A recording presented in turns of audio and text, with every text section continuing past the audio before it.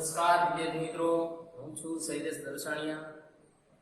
Nobel સ્કૂલમાં આપનું હાર્દિક સ્વાગત છે. હવે ધોરણ 10 માં અત્યાર સુધી આપણે એક્ટિવ પેસિવ વોઇસ ને બધું જોતા, એક્ટિવ પેસિવ એ બધું પૂરું કર્યું. હવે હજી તમને એનું એક્ટિવ પેસિવ નું એનું હોમવર્ક છે એ મોકલવામાં આવશે, એટલે એ પણ ખાસ ધ્યાન રાખજો. બરાબર.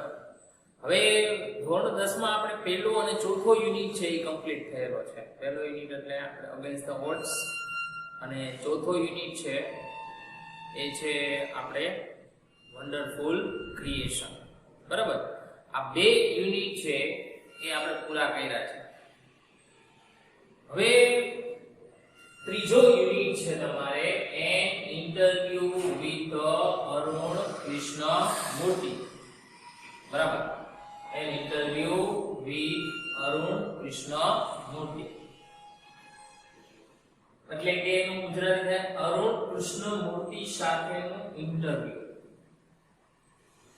ઇન્ટરવ્યુ એટલે પેલી વસ્તુ શું છે કે કોઈ મહાન વ્યક્તિ હોય, પછી ફિલ્મી સ્ટાર હોય, પોલિટિશિયન નેતા હોય, કોઈ સમાજ સેવક હોય, કોઈ પણ પોતાના ફિલ્ડમાં કોઈ આગળ વધ્યું હોય, તો એના માટે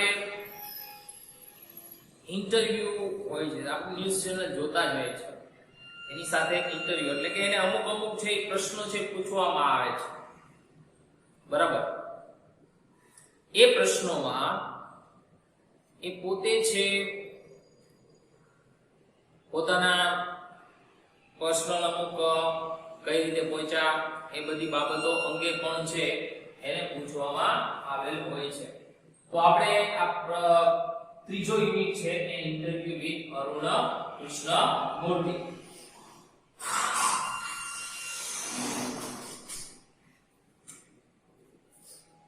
હવે જો અહીંયા છે આ યુનિટમાં છે તમારે સૌથી પહેલી વસ્તુ છે અરુણ કૃષ્ણમૂર્તિ કોણ છે. ઘણા એવો પ્રશ્ન હતો કે અરુણ કૃષ્ણમૂર્તિ છે એ કોણ છે. બરાબર. અરુણ કૃષ્ણમૂર્તિ છે એ એક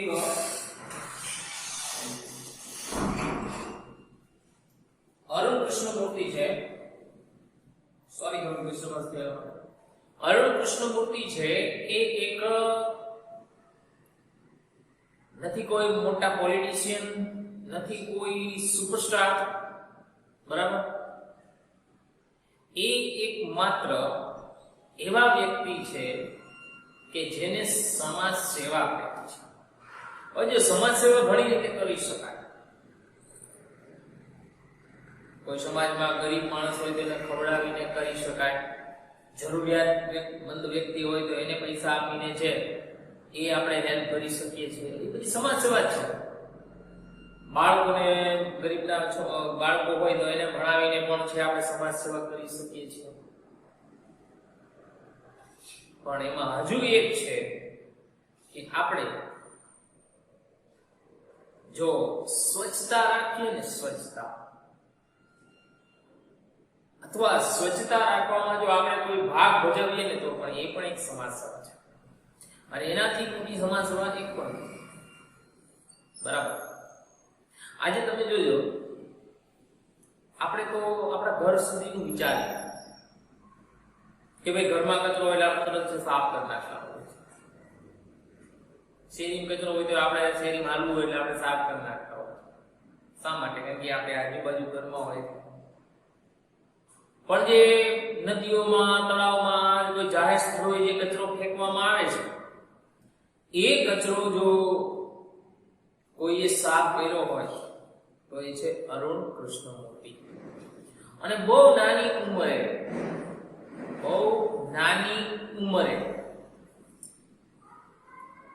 બરાબર, બહુ નાની ઉંમરે તેઓ છે એ આ સંસ્થા એક હતી એમાં જોડાયા કે જેમાં સ્વચ્છતા વિશેનું છે કામ કરવામાં આવતું હોય.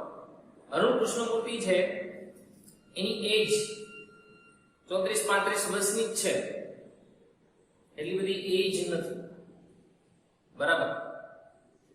પણ એને એ 34-35 વર્ષમાં જે એની જે પોતાની જે નામના મેળવી છે, નામના કરતા એની જે સેવા કરી છે એ ખરેખર ખાણવા યોગ્ય છે. આજે તમે અરુણ કુશ, કારણ કે આપણે જનરલી વિચારતા હોય ને ઇન્ટરવ્યુ કે ના હોય, ત્યાંથી પ્રશ્નો બધા ઇન્ટરવ્યુ કે ના હોય, જેને કોઈએ સારું કામ કર્યું છે એના ઇન્ટરવ્યુ હોય છે. બરાબર.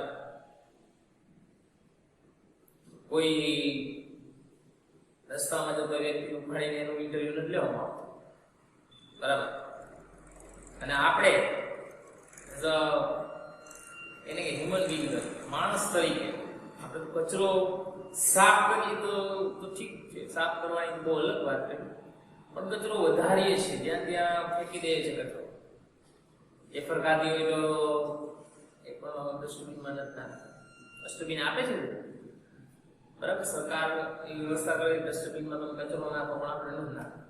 એના ઉપરથી જ આપણી મેન્ટાલિટી છે ખબર પડે. એટલા માટે જ અહીંયા છે અરુણ કૃષ્ણમૂર્તિ છે, એ અરુણ કૃષ્ણમૂર્તિ સાથેનું જે ઇન્ટરવ્યુ છે ને, ઇન્ટરવ્યુમાં અમુક ઇન્ટરવ્યુઅર જે ઇન્ટરવ્યુ લેનાર એને પ્રશ્ન કરતા હોય છે અને અરુણ કૃષ્ણમૂર્તિ એનો જવાબ આપે છે. પણ એના માટે ખાસ જાણવા જેવી વસ્તુ એ છે કે એને એનજીઓ બનાવી દીધું. એનજીઓ એક પ્રકારની સંસ્થા છે, સંસ્થા જેને આપણે એનજીઓ એટલે નોન ગવર્નમેન્ટ ઓર્ગેનાઇઝેશન, બિન સરકારી સંસ્થા જેને કહેવાય. આપણે બોલબાલા ટ્રસ્ટ છે રાજકોટમાં, બોલબાલા ટ્રસ્ટ છે એ શું છે? એક પ્રકારનું એનજીઓ છે. કોઈ ગૌશાળા ચલાવતી હોય કે કોઈ અંધાશ્રમ ચલાવતું હોય, વૃદ્ધાશ્રમ ચલાવતા હોય, બધી શું કહેવાય? એનજીઓ કહેવાય. બરાબર. તો એને એનજીઓ ની જે સ્થાપના કરી, એક સંસ્થાની સ્થાપના કરી, અને કેટલા વર્ષની ઉંમરે? તો માત્ર ને માત્ર 17 વર્ષની ઉંમરે. વિચાર કરો, 17 વર્ષ એટલે 12મા ધોરણમાં ભણતા. એટલી ઉંમરે જો એનામાં એટલી બધી બુદ્ધિ આવી જતી હોય તો એ બહુ મોટી વાત કહેવાય. બરાબર. એને 17 વર્ષની ઉંમરે એક સંસ્થાની સ્થાપના કરી, જેનું નામ હતું environmentalist foundation of India. Environmentalist foundation of India, એનું શોર્ટ ફોર્મ છે EFI. આ સંસ્થા એને 17 વર્ષે થાય કે વિચાર કરજો, 17 વર્ષે એને આ સંસ્થાની સ્થાપના કરેલી છે. બહુ મોટી વાત કહેવાય. બરાબર. હવે આ સંસ્થાનું કામ શું હતું? પહેલી વસ્તુ તો કે જે તળાવ, નદી, એમાં જે કચરો હોય, નાના નાના તળાવ સાફ કરવાના. કારણ કે આપણે અહીંયા ઘણા લોકો ફરવા જતા હોય તો સારું સ્થળ ગણીને અહીંયા પણ કચરો નાખી દે, તો એ કચરો સાફ કરવાનો, તળાવ સાફ કરવાના, પાણીના જે અંદર કાદવ કીચડ છે એ સાફ કરવાનો. દરિયાકાંઠો, જે સમુદ્ર કાંઠો છે, એ સમુદ્ર કાંઠામાં જે કચરો નાખે છે એ કચરો છે સાફ કરવાનો છે. આ સંસ્થાનું કામ જ હતું. અરુણ કૃષ્ણમૂર્તિ પહેલેથી આ સંસ્થા માટે જોડાયેલા, એટલે કે 17 વર્ષની ઉંમરે આ સંસ્થાની સ્થાપના કરી છે. અને એટલા માટે જ આજે આપણે ટેક્સ્ટબુકમાં ધોરણ 10 માં એનો પાઠ આવે છે. બરાબર. અને બહુ દિલથી કામ કરવું પડે. જો આ એક વસ્તુ એવી છે, કોઈ સંસ્થા હોય એમાં કોઈ લીડર ન હોય, પહેલી વસ્તુ. બરાબર. કોઈ બોસ ન હોય, બધા એ સ્વયંસેવક તરીકે, જેને કે વોલેન્ટિયર, એક વોલેન્ટિયર તરીકે છે એ કામ કરવું પડે. દરેકે દરેકના વિભાગમાં જે કામ આવતું હોય એ કરવું પડતું હોય છે. નેક્સ્ટ લેક્ચરમાં આપણે પેરેગ્રાફ સમજશું અને થોડું ડિટેલમાં છે આપણે વ્યવસ્થિત આપણે. અને પેલી વસ્તુ એ છે કે તમારે સ્પેલિંગ પાકા કરવાના, સ્પેલિંગ પાકા કરવાના છે. બરાબર.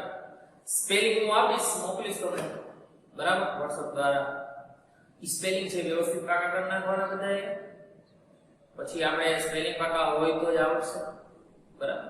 ઓકે, અહીં સુધી રાખીએ છીએ.